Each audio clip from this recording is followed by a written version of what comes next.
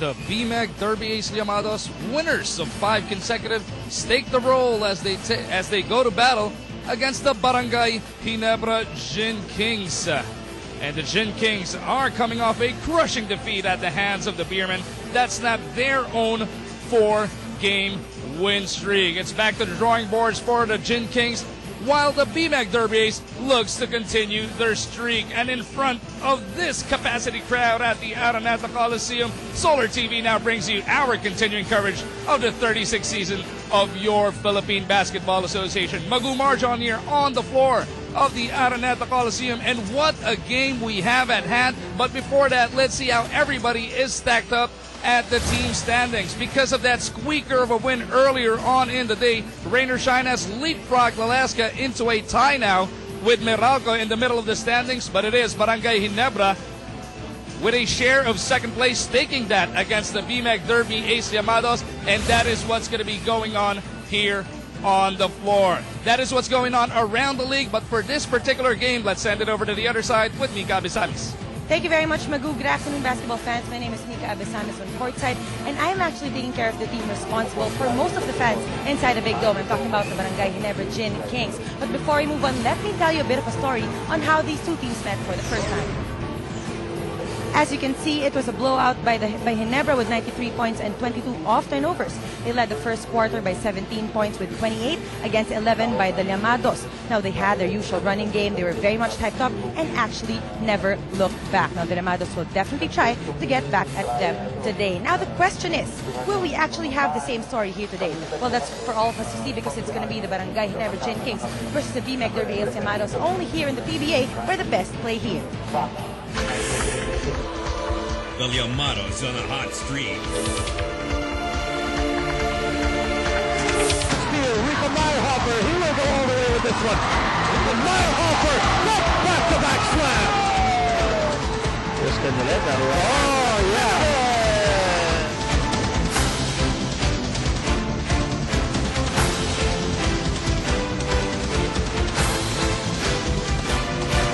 The Royal run ended in a heartbreaking loss. Miller gets away, baseline block. He'll block. 8 seconds to go. 8 seconds to go. And the Beermen get the ball. The Beermen get the ball. 2 seconds to go. Never's not able to foul. And San Miguel wins 79-78. Expect fireworks as two of the most popular teams collide in an epic battle. Home stretch win up for grabs. Royal Derby, Round 2, fight!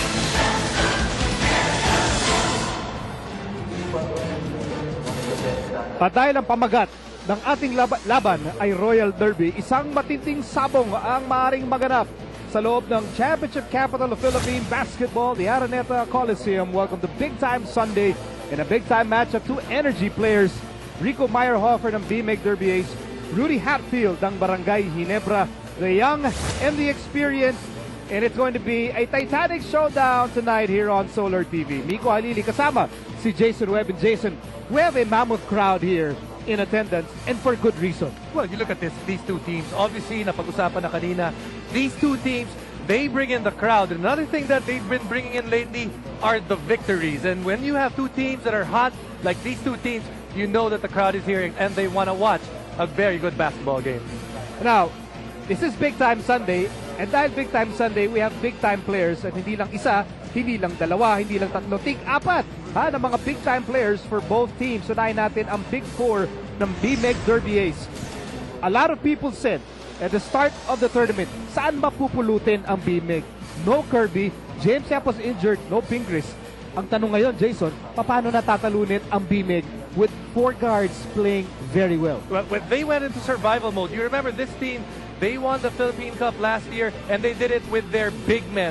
This time around, it's the small guys that are doing the damage. Earlier on, you saw PJ Simon, a rejuvenated PJ Simon, who is leading his team in scoring. And more importantly, Miko, he's scoring at close to 60% from the field, unheard of from the guard position. Next up, the guys that are orchestrating. Obviously, James Yap is there, but the guys that are orchestrating, Jonas Villanueva and Roger Yap, they're putting in the points. They're putting in the rebounds at that point guard position, and they're putting in the assists. Ayan yung nakita natin when they traded for Paul Artadi, for Jonas Villanueva. You knew that Jonas Villanueva was going to have his opportunity with this new team, and he has been able to really flourish in the system of BMEG. Yan talaga yung kinakatakutan ng mga kalaban, no? Even if they do not have an imposing front line, but if their guards score 50, 60 points a game, then other teams will have a problem. Now, kung ang BMEG may apat na sikat, meron namang Los Cuatros Fantasticos ang Ginebra. They're 4 kings. Again, all guards. That's why this showdown is going to be so interesting for Ginebra, Miller, Tubit, Helterbrand, Kagiwa, all with experience, all with tremendous talent. When you look at the team that really started it all with a guard-oriented offense, you have to say, itong Barangay Ginebra, Fast and the Furious before, now you have guys like Willie Miller and Ronald Tubit. These are the guys that are really putting up the points for their team. Especially Willie Miller, siya yung sinasabi natin, may puntos, may rebounds, close to 5 rebounds a game and 4 assists.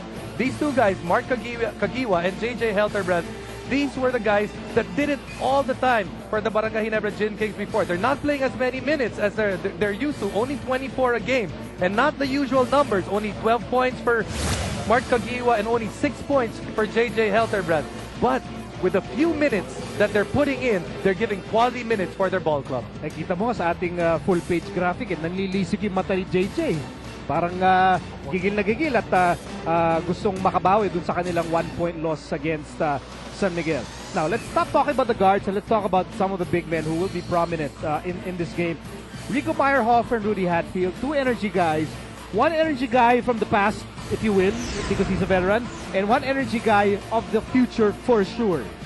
Well, you look at these two guys and you look at teams that have success, they usually have that one guy na sinasabi natin kumukuha ng puntos galing sa pulot. And that's Rico Meyerhofer for his team and Rudy Hatfield for the other. When you look at the numbers, it's identical. But you might say after that, dun lang sila identical dahil pag tingnan mo yung body structure nila, ang layo, ang laki-laki ni Rudy Hatfield, ang nipis-nipis ni Rico Meyerhofer. Even when you look at the personality, Rudy Hatfield, very loud and boisterous on the court. Ito naman si Rico Meyerhofer, tahimik na tahimik, and he really does his damage with his numbers. But both guys, even though they're different in some of those aspects, effective for their team. And speaking of energy, of course, Mago always energetic along the sidelines. He's tasked to cover BMEG. Mago, anong balita? Thank you, Miko. You know, for Coach George Gallant, their climb up the standings was all about the team finally gelling. Their loss to San Miguel a while ago proved to themselves that they can compete among the best of them here in the PBA, and now the pressure is off. Coach George shares that they are now relaxed, happy together, and in fact, winning has brought them closer. In fact, while viewing tape of their win against Alaska before they came out, lahat sila nagbibiroan, nagtuturoan, and very relaxed na trying to come up with some solutions to the lapses that they came up with. That is what's going on with BMEG. Mika, what's up with Ginebra? Thanks, Maguna. Coach John Chico said it was a feeling out period with George in the first meeting. He was trying to find out his rotation, but now it's different because this is the crucial stretch for everyone. One thing to deal with is their great perimeter players that can score. The Kings will definitely take care of this part very closely. Now, they are also aware that no team would want to be blown out twice, so they are taking in consideration that the Llamados can be very dangerous today. Nico, Jason? So, pag-iingat, yan ang mensahe ni Coach Jong Uichico. But, you know, these are coaches who understand that they have teams who are in a very good position at this stage of the tournament. And these are two coaches that realize that that first game was a month ago, and these two teams are very different right now.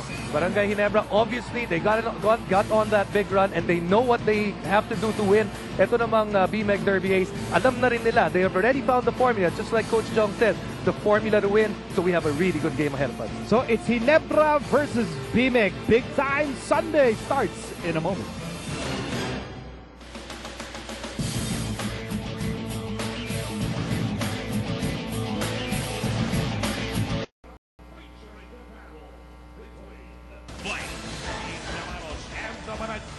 Ginebra Kings. And now, please welcome the starting lineup of your BMEG Derby Ace Llamados. Starting at guard, number 13, Roger Yap. At shooting guard, number 8, the super sub Peter June Simon.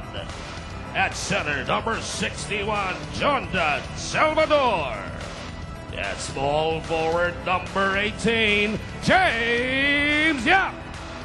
And at power forward number 1, Rico Bearhopper. Head coach of the Llamados is George Gallant. And now, please welcome the starting 5 of your Barangay Ginebra Kings. At guard, number 13, J.J. Hildebrand. At shooting guard, number 11, Willie Miller. At center, number 2, Billy Mamaril. At small forward, number 71, Ronald Chubin. And at power forward, number 99, the H-Bomb, Rudy Hatfield. Head coach of the Gin Kings is Joey Tico. Referees for this contest are Nestor Soprano, Jimmy Mariana, and Ronnie E. Miles, and Jim Marabe is also the referee. This game is followed the supervision and regulation of the game. Joey Chico looking for win number 8. Ang BMX Derby naman hinahanap win number 7 and trying to sustain a very impressive winning run. Ito ang ating primary protagonists and this game is underway. BMX Derby Ace in fighting red, Ginebra in immaculate white. And based on the reception that both teams received when they entered the court, home court advantage going to Ginebra in this game. Just by a little bit, Nico, because like we said, etong dalawang team na to, they really bring in the crowd because they have those big name guys that really have a following. Now here's Mamarin, starting off with Tubin, Hatfield, Hildebrand, and Miller. And here's Hatfield pulling up, no go. Billy Mamarin with missing the putback, rebound Meyerhofer.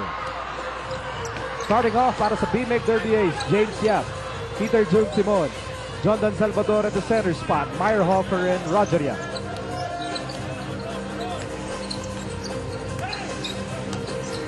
Seven to shoot para sa BMX Derby Ace. Simon with nowhere to go, and it's a turnover. Well, that play right there for BMX Derby Ace just took a little too long to materialize. You saw by the time the first pass got out of Roger Yap's hand, less than 10 seconds lang ang natitira and really puts pressure on the guy with the basketball to create with such little time left.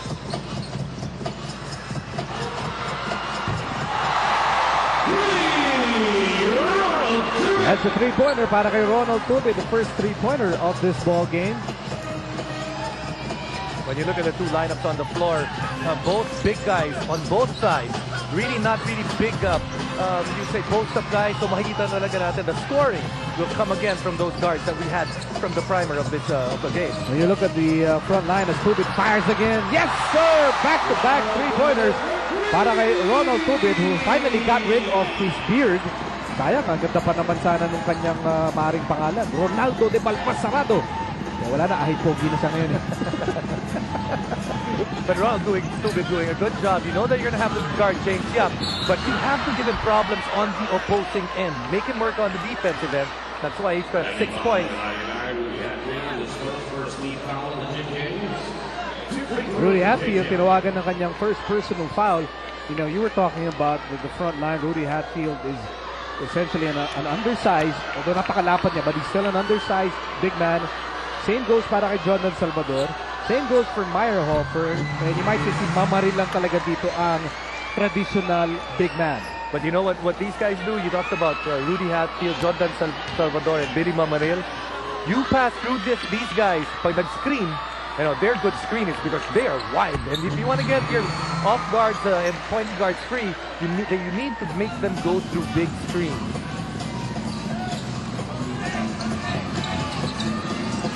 So patuloy ang aksyon dito sa opening quarter. Miller in motion, picked up by Roger Yap, who's always been a top defender. Miller, handoff, Hildebrand, nice fake, open shot, in and out. There's that wide body of Salvador clearing space for the rebound.